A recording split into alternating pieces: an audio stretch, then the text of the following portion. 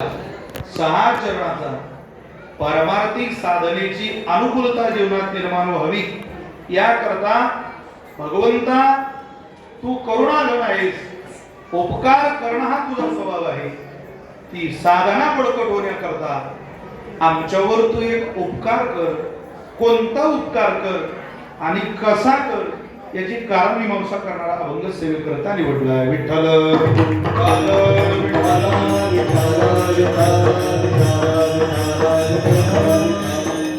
आपली दर महिन्याची वद्यवारी आणि वद्यवारीची ही आईसाहेबांच्या दरबारातली सेवा आहे. ची स्वरूप असलेल्या जगन्माता, कृपेचा सागर असलेल्या आदिशक्ती मुक्ताबाई आणि आईसाहेबांच्या असीम अपार आणि अपूर्व अशा कृपानुग्रहामध्ये आईसाहेबांच्या कृपा सानिध्यामध्ये राहणारे आपण सगळे वारकरी आहोत. दर महिन्याला नियमित आपण आईसाहेबांच्या वारीला येतच असतो, परंतु प्रत्येक वारीचं एक आगळं वेगळं महत्व आहे. जसं शिवरात्रीच्या वारीला आलो का आपण ती चांगदेव महाराजांच्या अनुग्रहाची वारी म्हणतो, तसं ही मार्गशीर्ष महिन्यातली मासानाम मार्गशीर्षोहम ही मार्गशीर्ष महिन्यातली वारी म्हणजे स्वानंद सुख निवासी गुरुनामगुरु मुक्ताबाईचे नितांत उपासक यांनी हयात आणि मी गेल्यानंतर, मी आईसाहेबांच्या चरणावर लीन झाल्यानंतर सुद्धा या सेवेत कधी खंड पडू नये असा जीवनभर आग्रह केला. अशा स्वानंद सुख निवासी झेंडूजी महाराजांच्या पुण्यतिथीची वारी आहे. उद्या महाराजांची पुण्यतिथी आहे आणि त्या पुण्यतिथीची ही वारी नाही, संतांची महावारीच आहे. आणि या महावारीच्या निमित्तानं वारकरी संप्रदायामध्ये संत तीर्थाला आणि देव तीर्थाला खूप मोठं प्राधान्य आहे. तसं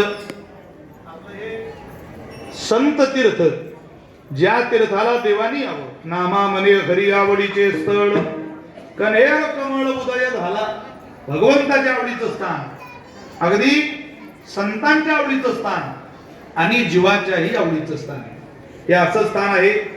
त्या स्थानावर केलेल्या सेवेचा कधीतरी मेवा मनुष्याला मिळत असतो. जी जी मंडळी या स्थानावर सेवा करून गेली त्यांना त्या सेवेचा मेवाच खायला मिळाला.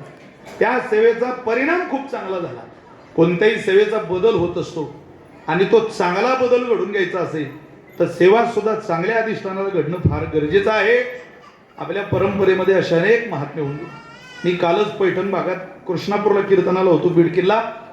तिथं आपल्या फडाचं वारकरी वैभव उभ्या महाराष्ट्रामध्ये परिचित असलेलं वैकुंठवासी प्रातस्मरणीय जगन्नाथ बाबा अंजाडेकर, त्या जगन्नाथ बाबांची सुरेख सगुण मूर्ती पाहिली की ज्याचं परमार्थात चित्त नाही त्याचंही चित्त स्थिर व्हायचं. अहो, ते बोलायच्या अगोदर त्यांचं रूप पाहून सुद्धा, त्यांचं ते वारकरी जीवन बघून सुद्धा सहज माणसं या प्रवाहात यायची. का? तो त्यांच्या उपासनेचा बदल आहे, त्यांच्या उपासनेचा तो खूप मोठा परिणाम आहे. त्यामुळं झेंडूजी महाराज, मुकुंद महाराज, अगदी सद्गुरू सखाराम महाराज या सगळ्या फड परंपरेनं वैभवात संपन्न असलेला हा आदिशक्ती मुक्ताबाईचा वैभव संपन्न फड आहे. या फडाची सेवा आज माझ्या पदरात आपण सगळ्यांनी मिळून घातली. मगाशी आलो, आज वेळ होता जरा हरिपाठाला बसू.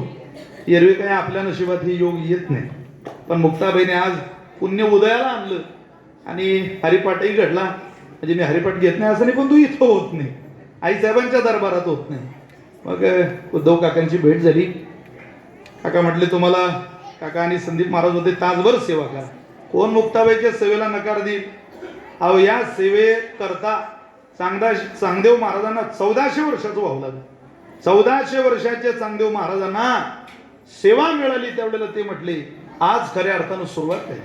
चांगदेव म्हणे आजी जन्मालो, गुरुपुत्र झालो मुक्ताईचा. सुरुवात जिथं 1400 वर्षावर फुली मारून चांगदेव महाराज करतात, तिथं जर आपल्याला सहज मिळत असेल, औचिताची हाती ठेवा, दिली सेवा न करता तो म्हटलं आपला काही ठेवा नाही.